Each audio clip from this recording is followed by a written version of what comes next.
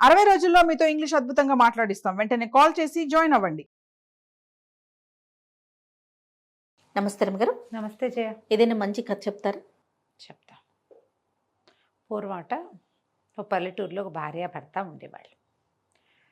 కొంచెం లేక లేక గర్భవతి అయింది ఆవిడే.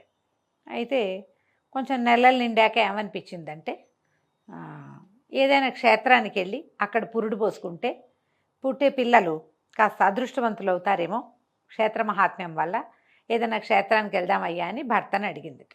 ఆ కాలం ఉంది కాలినడకని వెళ్ళటమే కదా. గర్భవతి నడవటం అంటే ఇప్పుడు మనం భయపడతాం, ఆ ఊరు ఎలా వెళ్తారు ప్రయాణాలని. ఆ కాలం అది కాదు. భగవంతుడు ఏది తెలిస్తే అది అవుతుంది అని చెప్పి క్షేత్రానికి 9వ నెల పడుతుండగా బయలుదేరారు. ఓయ్. వెళ్ళగా వెళ్ళగా వెళ్ళగా ఒక అడవిలో ఒక సిద్ధుడి ఆశ్రమానికి చేరారు. చేరితే ఆ పూట రాత్రి అక్కడ విశ్రాంతి తీసుకున్నారు. మామూలుగా అప్పటి కాలం ఎలాంటిది చేయ, ఈ దారే పోయేవాళ్ళు ఎవరైనా వస్తే కాస్త అరుగు మీద పడుకోవడానికి ఆసరా ఇచ్చేవాళ్ళు, అన్నం పెట్టేవాళ్ళు. అసలు వ్యతిరేకంగా జరిగేదే కాదు జయ. అన్నం పుట్టదన్న భయం ఉండేది కాదు. ఆ కాలమే అలాంటిది. బంగారు రోజులు. ఇప్పుడు నేనేనని మనమేనని చెప్పుకోవడానికి ఆధార్ కార్డు చూపించాల్సి వస్తుంది. అప్పుడు పద్ధతే కాదు అసలు. అయితే ఆ సిద్ధాశ్రమంలో పడుకున్నారు భార్యాభర్త. ఒక పంచాన్ని ఇక్కడ పడుకోండి ఆయన అంటే, ఆ అమ్మాయి బాగా అలసిపోయింది, పగలల్లా నడిచింది, ఆవిడ మంచి గాఢంగా నిద్రపోతుంది. భర్తకు పెద్దగా నిద్ర పట్ల. ఆయన అటు ఇటు కదులుతుంటే అవతల సిద్ధుడు ఆయన శిష్యుడు మాట్లాడుకుంటున్నారు. శిష్యుడు అడిగేట, ఈ మనిషికి ఏం బిడ్డ పుడుతుంది గురువుగారు అని అడిగితే ఆయన అన్నట్ట, ఆడపిల్ల పుడుతుంది కానీ ఈ మనిషి బతకదు పాపం, పురుట్లోనే తల్లి చనిపోతుంది. ఆ బిడ్డ కూడా, ఆ పుట్టిన బిడ్డ పెద్దదయ్యాక కొడుకుని అమ్ముకుంటుంది, అలాంటి జాతకంతో పుట్టబోతోంది ఆమె కూతురు అన్నాడు. ఓ, కాంతపోయాడు ఈ కడుపుతో ఉన్న ఆవిడ తండ్రి భర్త. ఇదేమిటి, లేక లేక నాకు పిల్ల పుడుతుంటే అది పుట్టంగానే పెళ్ళాన్ని చచ్చిపోవటం ఏమిటి, ఆ పుట్టిన పిల్ల తనకు పుట్టిన బిడ్డను అమ్ముకోవటం ఏమిటి, అట్లా కనపడింది సిద్ధుడికి. అయ్యో నా కర్మ అనుకున్నాడు. ఆయనకేం చేయాలో తెలియదు. పొద్దున్నే లేచారు భార్యాభర్త. ఏదో వాళ్ళు పెట్టింది ఏదో అంత తిని ఒక ఆయాకసురు ఇస్తే అది మూట కట్టుకుని నడుచుకుంటూ పోయారు. పై ఊరు చేరాక ఆవిడ ఇంకా క్షేత్రానికి చేరముందే పురుడు వచ్చేసింది. ఆ చూలాలికి పాపం వచ్చేసింది. ఆడపిల్ల పుట్టింది. పిల్ల పుట్టిన గంట తిరిగేసరికి తల్లి కాస్త మరణించింది. ఏం తెల్లబోయాడు తండ్రి. అయ్యో బాబోయ్, సిద్ధుడు చెప్పిన 2 వాక్యాల్లో ఓ వాక్యం నిజమైంది, 2వ వాక్యం నిజమవుతుంది. ఒక తల్లి తనకు పుట్టిన బిడ్డని అమ్ముకోవటం కంటే దౌర్భాగ్యమైంది ఇంకోటి ఉందా? నా కూతురికి ఆ గతి పట్టకూడదు అని చెప్పి ఏమనుకున్నాడు, అక్కడి నుంచి తన పిల్ల ఆ భార్యను అక్కడే మట్టి చేసేసి చంటి బిడ్డను ఎత్తుకుని తీసుకుపోయి తన ఊరికి అవతలగా ఉన్న ఒక అడవిలో ఒక పెద్ద ఇల్లు కట్టించాడు. అది ఎట్టా కట్టాడు, కింద నుంచి పై దాకా గోడలే ఉండి పైన ఉంటుంది ఇల్లు, దిగడానికి వీలు లేదు. ఒక చుట్టిల్లు, అది దుర్గంలాగా కట్టించాడు. ఈ పిల్లని ఒక దాదితో సహా అక్కడ పెట్టాడు. ఆ పిల్ల నాన్న దాది తప్పిస్తే 3వ మొహం ఎరక్కుండా పెరిగింది. దాని కిందకి ఎప్పుడూ రానివ్వల, అది ఎప్పుడు ఆ దుర్గంలోనే ఉండేది. పిల్ల పేరు రూపరాణి. చక్కగా ఉండేది, చిలకల్లి. చిన్నప్పుడు బాగుండేది, పెద్ద అయ్యాక అందంగా తయారైంది. 16-18 ఏళ్ళు వచ్చినాయి, పిల్ల చక్కగా తయారైంది. ఈ దాది ఉండేది. అయితే ఏమైంది, ఒకనాడు ఆ రోజు తండ్రి వారానికి 2 వారాలకి లేదా 10 రోజులకి కుదిరినప్పుడల్లా వచ్చేవాడు. పైకి రాకుండా కింద నుంచే మాట్లాడి వెళ్ళిపోయేవాడు. పైకి వచ్చేందుకు దారి ఉంది. ఆ దారి ఎట్లా, పైనుంచి ఓ బుట్ట వేస్తే ఎక్కాలి. పైన ఒక కప్పి ఉంది దాన్ని లాగడానికి. కష్టపడితే రావాలి కానీ ఈజీగా వచ్చేది కాదు. తండ్రి కూడా పెద్దగా పైకి వచ్చేవాడు కాదు. అయితే ఆయన ఒక 10 రోజులు ఏదో ఊరు వెళ్తున్నానండి, ఈ 10-15 రోజులు కాస్త గ్యాప్ వస్తుంది అని సంబారాలన్నీ చేర్చాడు. బాగా సంపాదించాడు ఆయన. ఈ పిల్లని ఇలా దుర్గంలో ఉంచి రక్షించడం కోసం నేను చెప్పిన రాజకుమారుడినే నువ్వు పెళ్లి చేసుకోవాలి, వేరే వాళ్ళని వివాహం చేసుకోకూడదని కఠినమైన శాసనాన్ని చిన్నప్పటి నుంచి అలవాటు చేశాడు. నా అనుమతి లేకుండా నువ్వు వివాహం చేసుకోవడానికి వీల్లేదని, నీ జీవితం అంతా నా కన్సన్నల్లోనే ఉండాలని, నీకేం కావాలంటే అది చేస్తానండి. పిల్లలకి బొయ్యలకి బొమ్మలు ఉన్నాయి, బొటికలు ఉన్నాయి, ఎన్నో ఉన్నాయి దాని దగ్గర అన్నీను. సరే ఏమైంది, ఒకనాడు ఈ తండ్రి వచ్చి వెళ్ళిపోయాడు. ఇక 15 రోజుల దాకా రానని చెప్పి వెళ్ళాడు. అది ఇంకా తండ్రి రాడని దిగులతోటి ఆ మేడ మీద అటు ఇటు తిరుగుతూ అటు చూస్తూ ఉంటే పైనుంచి ఒక గుడారం కనపడింది ఆ పిల్లకి. అదేమిటి, ఆ నగరానికి చెందిన రాజకుమారుడు వేటకి వస్తూ వేట కోసం ఒక గుడారం వేయించుకున్నాడు. అక్కడి నుంచి ఈ బట్టల్లో ఏదో కవచం అవి ధరించి వచ్చి బయట నుంచుంటే ఆ పిల్ల తెల్లబోయింది. ఇదేదో జంతువులాగా ఉందని గబగబా కిందకెళ్ళి దాదిని పిలుచుకొచ్చింది. దాదేమ్మ అదొక జంతువు ఏదో కనపడుతోంది, చూడు చూడు అని చూపించింది. చూపిస్తే ఆవిడ చూసి, అయ్యో జంతువు కాదే అమ్మాయి, మనిషేను, మనలాంటివాడే, ఎంచక్కా ఉన్నాడు రాకుమారుడు, ఇట్లా శిరస్త్రాణము అవి వేసుకుంటే జంతువు అనుకుంటాను, కొత్త జంతువు కాదు అనేసరికి అప్పుడు నువ్వు అదేదో కథలో చెప్పావు ఆ రాజకుమారుడు అంటే రాజకుమారుల రాజకుమార్తెలు దయ్యాలు భూతాలు రాక్షసుల కథలు ఎన్ని విన్నదో. మరి దాది తనే ఇద్దరే ఉండేది. అదేలే కథో కాలక్షేపములు అయితే రోజు గడవద్దు, కథలు విన్నది. ఓహో రాజకుమారుడు అనేసరికి వాడి మీద ఆసక్తి వచ్చింది పిల్లకి.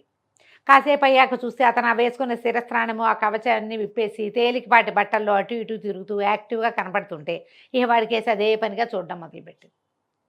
వాడు ఎలా కదిలినా దీనికి నచ్చుతున్నట్టే ఉంది. 2 పూటలు గడిచేసరికల్లా ఈ అబ్బాయికి ఎవరో తనని చూస్తున్నారని తెలిసింది. ఎవరా అని చూసుకుని మెల్లిమెల్లిగా దీని దగ్గరికి వచ్చేసాడు.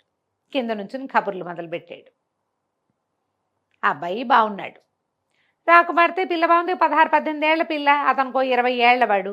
ఇద్దరు కబుర్లు చెప్పుకునేవాళ్ళు. రోజు వచ్చాడు. 15 రోజులు గడిచినాయి. 15 రోజుల తర్వాత నాన్న వచ్చాడు, కానీ మళ్ళీ 2 రోజుల పైక మళ్ళీ రాకుమారుడు పోయినవాడు మళ్ళీ వచ్చేసాడు. ఇక కింద నుంచి కబుర్లు చెప్పేవాడు. తర్వాత ఎప్పుడు నన్ను కిందే ఉంచుతున్నావు, నన్ను పైకి రాని అని బాగా అడగ్గా తండ్రి ఏమంటాడో నేను భయపడుతూనే అతనికి నిచ్చెనేసి పైకి రప్పించింది. ఒక వయసులో ఉన్న పిల్లవాడు ఒక దగ్గర ఉంటే ఎన్ని రకాలు జరగచ్చు. అయితే ఈ దాదికి భయంగా ఉంది, కానీ వాళ్ళిద్దరి మధ్య ఉన్న ప్రేమ ఆపేక్ష, తర్వాత ఈ పిల్లలిద్దరు పక్కపక్కన నిలబడితే ఎంత చక్కగా చూడు చక్కని జంటలా ఉండేసరికి ఆవిడ వీళ్ళ గాంధర్వ వివాహానికి ఆవిడేం అడ్డం చెప్పలే. ఆ అబ్బాయి వచ్చినప్పుడల్లా 2 రోజులు ఈ పిల్లతో గడిపి వెళ్ళిపోయేవాడు. వచ్చేవాడు 2 రోజులు 3 రోజులు ఉండేవాడు, కులాసాగా కాలక్షేపం చేసేవాళ్ళు. ఆ అబ్బాయి వెళ్ళిపోయేవాడు, ఈ పిల్ల ఉండేది. 5-6 నెలలు గడిచేసరికల్లా గర్భవతి అయింది పాప, రాకుమార్తె ఈ అమ్మాయి రూపరాణి. తండ్రి ఎప్పుడు కింద నుంచి మాట్లాడేవాడు కాబట్టి పిల్ల గర్భవతి అయిందనే విషయం అతనికి తెలియలే. 8-10 నెలలు గడిచినాయి. ఒకనాడు పురుడొచ్చింది. లక్షణమైన మగపిల్లాడు పుట్టాడు. తండ్రి 10 రోజులకి వారానికి వస్తున్నాడు, కానీ ఈ రాజకుమారుడు వచ్చినప్పుడల్లా ఏం చేసేవాడు, రకరకాల బంగారు వస్తువులు తెచ్చి పిల్లకి కానుక పెట్టేవాడు. తలలో పెట్టుకునేవి, చెవులకు పెట్టుకునేవి, మెళ్ళలో వేసుకునేవి, ఎన్ని బంగారు వస్తువులో పెట్టు నిండి ఉంది ఆ వస్తువులతోటి. ఈ తండ్రికి తెలిస్తే ఆయన చాలా గట్టిగా చెప్పున్నాడు కదా వివాహం చేసుకోవడానికి వీల్లేదని, ఏమంటాడోనని భయపడి పిల్లాన్ని దాటించేద్దాం అనుకుంది అమ్మాయి. ఈ దాటించడం వల్ల ఇప్పుడు తండ్రి కిందే ఉంటాడు, కానీ ఆ టైంకి చంటిబిడ్డ ఏడ్చాడు అనుకో తెలిసిపోదు. అందుకని ఈ 12-14 రోజుల పసిగుడ్డుని ఎలాగైనా దాటించాలంటే దాది అమ్మాయి కలిసి రూపరాణి కలిసి ఆలోచించారు. ఈవిడేం చేసింది, బజార్ వెళ్ళి అక్కడి నుంచి దిగి వెళ్తుంది, ఊళ్ళోకి వెళ్తూ ఉంటుంది. ఒక పువ్వుల బుట్ట కొనుక్కొచ్చింది. ఆ బుట్టలో అడుగున పువ్వులు పెట్టి, అడుగు నుంచి పువ్వులు, పిల్లాన్ని చక్కగా కడుపు నిండా పాలిచ్చి 2-3 గంటల దాకా లేవకుండా ఉండేలాగా మరి మంచి వస్త్రంలో చుట్టి వాడిని దాని మీద పెట్టి, చుట్టూతా ఈ అమ్మాయికి రాజకుమారుడు ఇచ్చాడుగా మంచి మంచి వస్తువులు, కొన్ని వస్తువులు పేర్చారు. మళ్ళీ పైన కొంచెం బట్ట అడ్డం వేసి దాని మీద పువ్వులు పేర్చేశారు. పిల్లాడి గాలి అడుతోందో లేదో చూసుకుని ఆ బుట్ట పుచ్చుకుని రాజకుమారుడి మందిరానికి వెళ్ళిపోయింది దాది. రాణిగారికి పువ్వులు అమ్మడానికి వచ్చాను, ఈ బుట్ట 2 వరహాలకు అమ్ముతానంది. వేరే రకంగా బుట్ట వెళ్ళదు, అమ్ముతామంటేనే వెళ్తుంది. అమ్ముతామనేసరికల్లా సరే రాణిగారి చెలికత్త చూసి ఇంత బుట్టడి పూలు 2 వరహాలకైనా అని 2 వరహాలు రాణిగారితో చెప్పి ఆవిడ దగ్గర నుంచి 2 వరహాలు తెచ్చి ముసలమ్మ చేతిలో పెట్టి బుట్ట పుచ్చుకుని లోపల తీసుకుపోయింది. రాణిగారు ఓయమ్మ బరువుందే బోళ్ళు పువ్వులు ఉన్నాయని పువ్వులు ఒకటి తీసింది పైన. తీసేసరికల్లా ఏముంది, లోపల జిగేలమంటూ కనపడ్డాడు చంటి పిల్లవాడు. ఎంత ముద్దుగా ఉన్నాడో, 11-12 రోజులు పసిబిడ్డ ముద్దుగా ఉండడు. ఈ లోపల సాయంకాలం అయ్యేసరికల్లా రాజుగారు కూడా వచ్చి ఇదెవరి బిడ్డ, ఎక్కడి నుంచి వచ్చింది ఏమిటి అంటే, ఎవరో బిడ్డను అమ్మారు 2 వరహాలకి. ఆ ముసలం ఏదంటే ఎటా వచ్చిందో ఎట్లా పోయిందో. ఈ పిల్లాడు ఇది రాజు రాణి మాట్లాడుకుంటుంటే మందిరంలో అందరూ చెప్పుకుంటున్నారు. తెల్లవారేసరికి రాజకుమారుడు వచ్చి చూశాడు, తన కొడుకేనని గుర్తుపట్టేశాడు. చెప్పాలో వద్దో తెలియలే రాజకుమారుడికి కూడా. ఏంటంటే రూపరాణికేమో తండ్రికి తను చెప్పిన సంబంధమే చేసుకోవాలని పట్టుదల, ఇక్కడ రాజుగారికి ఏమో అద్భుతమైన ఒక రాజకుమార్తెను తెచ్చి తన కొడుకిచ్చి పెళ్లి చేయాలని కోరిక. ఆయన రాజకుమార్తెలను వెతుకుతున్నాడు. అడవిలో ఎక్కడో దుర్గంలో ఉన్న ఒక సామాన్యపు పిల్లని చేసుకున్నానంటే తండ్రి ఒప్పడు, ఆ పెళ్లికి ఒప్పుకోడు ఆయన. అందుకని రాకుమారుడు కూడా చెప్పాల. సరేలే కానీ ఎలాగూ పిల్లాడు అమ్మా నాన్న దగ్గరే పెరుగుతున్నాడు, నాతో పాటే వాడు కూడా ఇక్కడే ఉంటాడని అబ్బాయి మాట్లాడకుండా ఊరుకున్నాడు. ఈ రోజులు గడిచే కొందుకి ఈ చంటి పిల్లాడు మరి తల్లి స్పర్శ లేకో ఏమో తెగేడ్చేవాడు.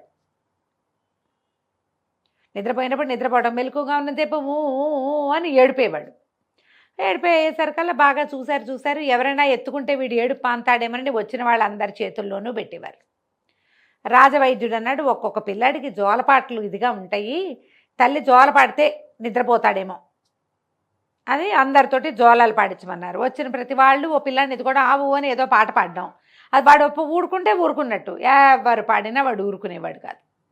పాలు తాగేవాడు, ఏవో పోసేవాళ్ళు అవి తాగేవాడు, నిద్రపోతే నిద్రపోయేవాడు, లేకపోతే మెలకుగా ఉన్నంతసేపు వాడు ఏడుపే. రాజుగారి ఊళ్ళో చాటింపేశారు. రాజుగారికి ఒక బిడ్డ దొరికాడు. వాడు ఏడుపు మానిపిన వాళ్ళకి అదేమిటో ఇస్తాం.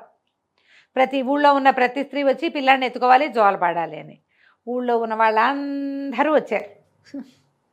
ఎవరు పాడినా వాడు ఏడు పాపల. రాణిగారికి ఆ పిల్లాడు కావాలని ఉంది. రక్తస్పర్శ కూడా అయి ఉండొచ్చు, తమ సొంత మనవడు అయ్యేసరికి. పిల్లాడేమో ముద్దుగా ఉన్నాడు. సరే ఏమైంది, రాజుగారు ఎప్పటికీ ఎన్ని రోజులైనా ఏడుపు మానల. పిల్లాడు ఎదుగుతున్నాడు, ఏడుపు మాత్రం అలాగే ఉంది. అయితే సైనికులను పిలిచి అడిగాడు, ఊళ్ళో వాళ్ళ ఆడవాళ్ళంతా అయిపోయారంటే అందరూ అయిపోయారండి, నగరానికి దూరంగా ఉన్న అడవిలో ఒక దుర్గం ఉంది, అందులో ఒక పిల్ల ఉంది, ఆ అమ్మాయి తప్ప అందరూ వచ్చారు అనేసరికి ఆ పిల్ల ఎందుకు రాదు, ఆ పిల్లని తీసుకురండి అన్నాడు రాజు. అనేసరికి కాదండి, అమ్మాయి తండ్రి ఒప్పుకోడు, తండ్రి బయటికి రానివాడు ఆ పిల్లని, అందుకే దుర్గం కట్టాడంటే ఆ తండ్రిని పట్టుకురండి అన్నారు. తండ్రిని తీసుకొచ్చారు.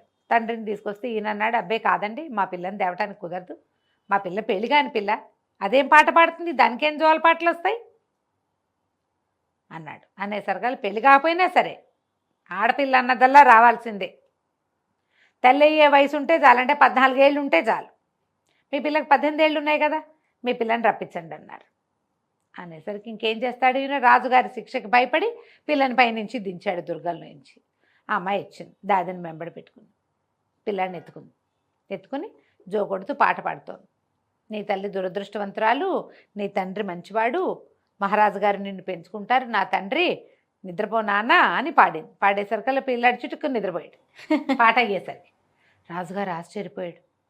ఎవరి చేతిలోకి వెళ్ళినా ఏడు పాపని పిల్లవాడు నీ చేతిలో పడంటే వీడు నీ బిడ్డే. వైద్యుడు కూడా కన్ఫర్మ్ చేశాడు. ఓహో, మా స్పర్శకి వాడు ప్యాసిఫై అయిపోయాడు పిల్లవాడు. చెప్పమ్మా, ఎందుకు పిల్లాడిని నమ్ముకున్నావు, ఎందుకు పిల్లాడిని నమ్మావు, 2 వరహాలకి ఎందుకు అమ్మావు అంటే పిల్ల కళ్ళనీళ్ళు పెట్టుకుంది కానీ ఏం మాట్లాడాల, రాజకుమారుడి వైపుకి చూస్తుంటే ఆయనకు అర్థం కాల. చెప్పని ఎంత అడిగినా చెప్పల.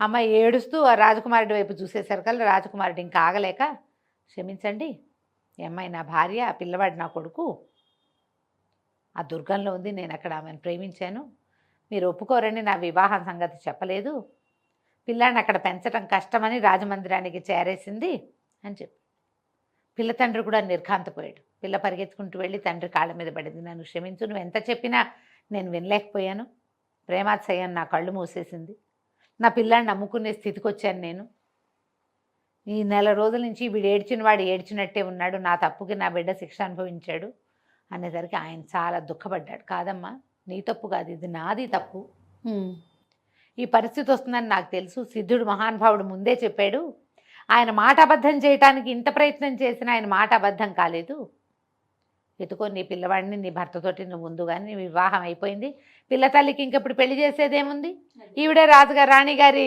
కోడలు అని ప్రకటిస్తే సరిపోతుంది.